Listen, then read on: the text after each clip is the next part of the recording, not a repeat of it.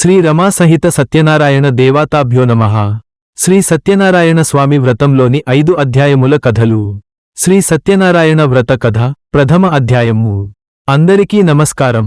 శ్రీ సత్యనారాయణ వ్రతం మనిషి జీవితంలోని అన్ని కష్టాలను తొలగించే పవిత్రమైన వ్రతం. ఎందుకు ఈ వ్రతం చేయాలి, దీని ఫలితం ఏమిటి, అన్నింటినీ సులభంగా అర్థమయ్యేలా వివరిస్తాను. ప్రథమ అధ్యాయము. ఒకప్పుడు శౌనకాది మహర్షులు నైమిసారణ్యంలో తపస్సు చేసుకుంటున్నారు. వారు సూత మహామునిని దర్శించి భక్తిపూర్వకంగా ఇలా అడిగారు: ఓ స్వామీ, సకల ఐశ్వర్యములు, పుత్రపౌత్రాభివృద్ధి, మోక్షాన్ని కలిగించే వ్రతం ఏదైనా ఉందా? దయచేసి మాకు చెప్పండి.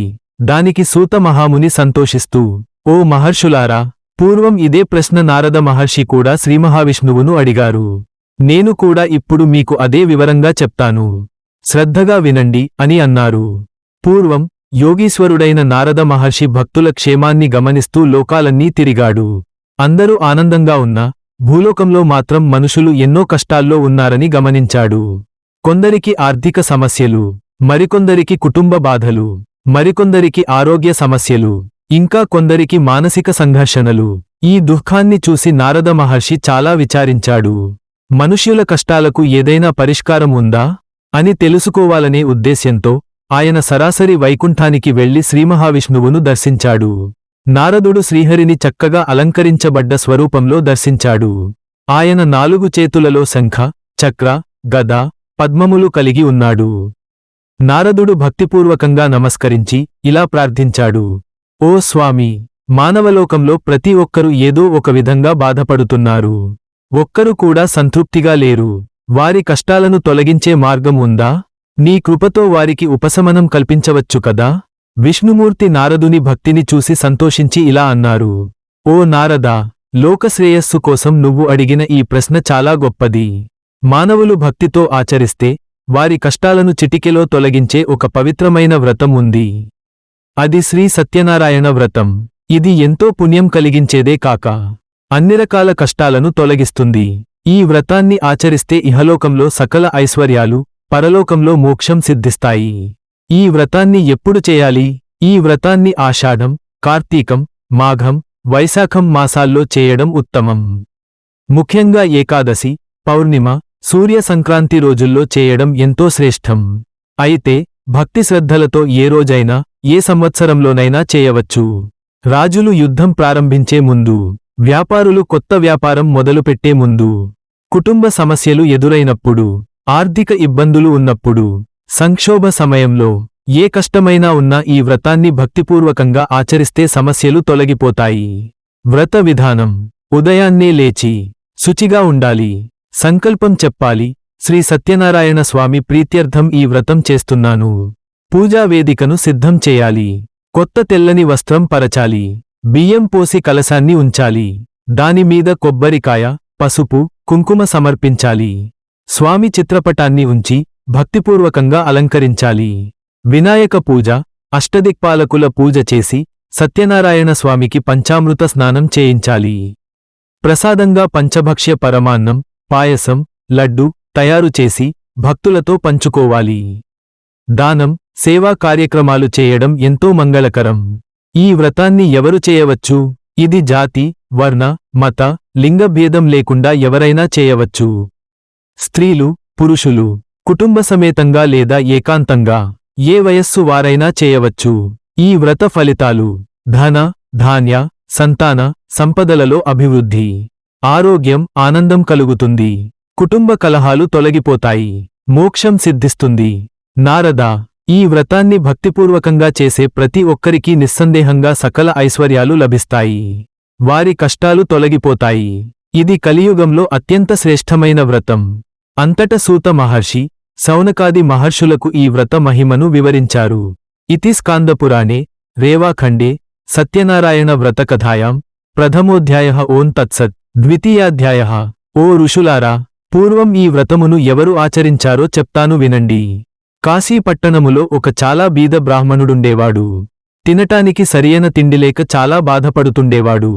అతని బాధ చూసి జాలిపడి శ్రీమన్నారాయణుడు ఒక ముసలి బ్రాహ్మణుడి రూపంలో ప్రత్యక్షమై అతని కష్టములేమిటో చెప్పమని అడిగాడు. ఆ బ్రాహ్మణుడు తన పేదరికం తొలగి మార్గం చెప్పమని కోరాడు. దానికా విష్ణువు సత్యనారాయణుడని పేరుగల విష్ణువును పూజిస్తే సకల కోరికలు తీరుస్తాడు. సమస్త దుఃఖములు తొలగిస్తాడు. నీవు ఆ వ్రతం చేయమని ఆ వ్రతం వివరాలు చెప్పి అక్కడికక్కడే అంతర్ధానమయ్యాడు. ఆ రాత్రి ఆ బ్రాహ్మణుడు నిద్రపోక వ్రతం చేయాలనే సంకల్పంతో మేల్కొని ఉండి మర్నాడుదయాన్నే భిక్షాటనకు బయలుదేరాడు. ఆశ్చర్యంగా రోజు కన్నా చాలా ఎక్కువగా ధనము సమకూరింది. దానితో బంధుమిత్రులను పిలిచి వ్రతము చేశాడు. ఆ దేవుడు చెప్పినట్టుగానే అతని కష్టములన్నీ తొలగి సర్వసంపదల కధికారి అయ్యాడు. అప్పటినుంచి అతను ప్రతి నెల ఈ వ్రతం చేసి అన్ని పాపాల నుంచి విముక్తి పొంది అతి దుర్లభమైన మోక్షమును పొందాడు. కాబట్టి ఈ వ్రతమును ఏ మనుష్యుడు చేస్తాడో అతనికి సర్వదుఃఖములు తొలగుతాయి. ఈ బ్రాహ్మణుడి వలన విని వేరే ఎవరు చేశారో తెలపమని సౌనకాది మునులు సూత మహర్షిని కోరుతారు. సూత మహర్షి వారు ఇలా చెప్పుతారు. ఆ బ్రాహ్మణుడు యథావిధిగా వ్రతం విడవకుండా చేయుచుండగా ఒకరోజు ఒక కట్టెలమ్మే అతను అక్కడికి అనుకోకుండా వచ్చాడు. బాగా దాహం వేసి నీళ్లు అడుగుదామని వస్తే అక్కడ ఏదో పూజ జరుగుతుండటం చూసి ఆ బ్రాహ్మణుడిని దాని విశేషమేమిటో చెప్పమంటాడు. బ్రాహ్మణుడు తన కథంతా వివరంగా చెప్పి ఎలా కష్టములు తొలగాయో చెప్పేసరికి ఆ కట్టెలమ్మ అతనికి ఆ వ్రతం మీద బాగా గురి కుదురుతుంది.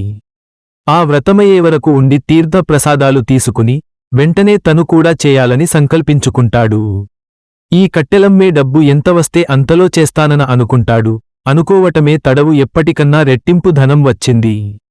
అతను కూడా బంధుమిత్రులతో కలిసి వ్రతం చేశాడు. నిర్మలమైన మనస్సుతో మంచి అరటిపళ్ళు, చక్కెర, నెయ్యి, పాలు, గోధుమ పిండి మొదలగు వాటిని సేకరించుకుని వచ్చి భక్తితో వ్రతం ఆచరించి నైవేద్యం పెట్టాడు. ఈ వ్రత మహత్యముచే అతడు పుత్రపౌత్రాభివృద్ధి కలిగి ఇహలోకంలో సుఖ సంతోషాలతో జీవించి సత్యలోకమునకు చేరాడు. ఇతి స్కాందపురాణే రేవాఖండే సత్యనారాయణ వ్రతకథాయాం ద్వితీయోధ్యాయః ఓం తత్సత్. తృతీయాధ్యాయము. పూర్వము సత్మవాక్కుగల ఉల్కాముఖుడనే రాజు ఉండేవాడు. అతడు సత్ప్రవర్తన కలిగి ఉండేవారు. అటు భద్రశీల అనే నదీతీరమున భార్యతో కలిసి సత్యవ్రతమాచరిస్తుండేవాడు. అలా వ్రతము చేయుచుండగా అక్కడికి వ్యాపారం చేసే ఒక వైశ్యుడు వచ్చి, ఓ రాజా, ఇది ఏమి వ్రతము, దీని ఫలితమేమిటి అన్నాడు. రాజు వివరంగా చెప్పి, నాకు పిల్లలు లేరు, పిల్లలు కలుగడానికి చేస్తున్నాను అనగానే ఆ వైశ్యుడు, రాజా, నాక్కూడా పిల్లలు లేరు, నేను కూడా ఈ వ్రతం చేస్తాను అంటూ ఆ రోజు ఇంక వ్యాపారానికి స్వస్తి చెప్పి తొందరగా ఇంటికెళ్లి భార్య అయిన లీలావతికి ఈ విషయానికి చెప్పాడు. తనకు ఎప్పుడు సంతానము కలుగుతుందో అప్పుడే ఈ వ్రతం ఆచరిస్తానని మొక్కుకున్నాడు. కోరిన కోర్కెలు తీర్చే సత్యదేవుడు అతనికి ఒక కుమార్తెను ప్రసాదించాడు. ఆపద మొక్కులు సంపద ముంపులు అని అనే మాట ఊరికే రాలేదు కదా. అమ్మాయికి కళావతి అని నామకరణం చేశారు. కాని ఆ వేడుకలో స్వామిని మరిచాడు. ఆ అమ్మాయి పెరిగి పెద్దదయింది, యుక్త వయస్సు వచ్చింది. భార్య సత్యదేవుని మొక్కు గురించి ఎప్పుడు గుర్తు చేసినా అమ్మాయి పెళ్లిలో చేద్దాంలే అని దాటవేశాడు. తగిన వరుడిని గురించి విచారిస్తూ కాంచీపురంలో గుణవంతుడు అందగాడు అయిన వైశ్య కుమారుడున్నాడని విని అతనితో పెళ్లి నిశ్చయించాడు. అప్పుడైనా మాట నిలబెట్టుకున్నాడా అంటే పెళ్లి సంబరంలో పడి దేవుణ్ణి మరిచాడు. దేవుడి సహనానికి కూడా ఒక హద్దు ఉంటుంది కదా. దాంతో నారాయణమూర్తి కోపించిన వాడై తగిన సమయం కోసం వేచి ఉన్నాడు. కొంతకాలమయ్యాక మామ, అల్లుడు కలిసి వ్యాపార నిమిత్తం చంద్రకేతు రాజకుమారుడుండే రత్నసానుపురానికి వెళ్లారు. ఆడిన మాట తప్పిన వైశ్యునికి గొప్ప దుఃఖము కలగాలని సత్యనారాయణ స్వామి శపిస్తాడు. ఆ శాపవశముచే ఎవరో చేసిన నేరానికి వీళ్లు బలవుతారు.